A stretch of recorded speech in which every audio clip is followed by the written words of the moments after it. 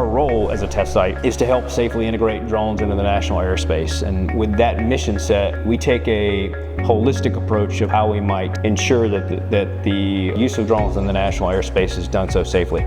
A lot of that's around research. We test and evaluate a lot of different technologies. We also conduct a lot of training of operators because we see that as also a portion of that safe integration of drones into the NAS. The training we're doing today is with Sinclair Broadcast Group. We've trained 280 of their operators and they've flown 45,000 flights. They were one of the first organizations to wave their hand and say, hey, we're going to put together drone training. It's just been a really good partnership. We've come out of it with highly regarded pilots that are very productive in the industry.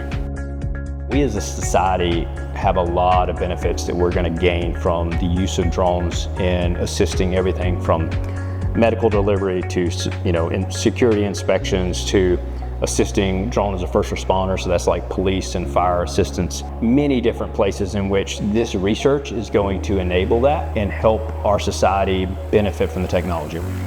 As we look at Ukraine and Russia as a battlefield, what we've seen is that drones have been the primary mechanism for warfare. It's much cheaper and easier to fly a small drone than it is to fly an aircraft.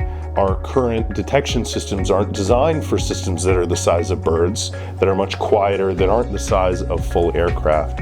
And so the detection problem gets a lot harder. As we look at this new technical challenge, this new area, Virginia Tech has an opportunity to build this counter-UAS testing and research center, where we're really hoping to build the premier academic testing facility, importantly enabled by a team in the Mid-Atlantic Aviation Partnership here at Virginia Tech, and they're the ones that bring all the flight experience, FAA regulations to the team. And so through that effort, we're going to have an opportunity to get students and government personnel out flying drones in this environment and really understand a little bit better, what are the future challenges that are coming from this new technology.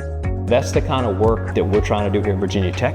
We're trying to contribute to improving the security and be a player in ensuring that we all live and work in a safe place.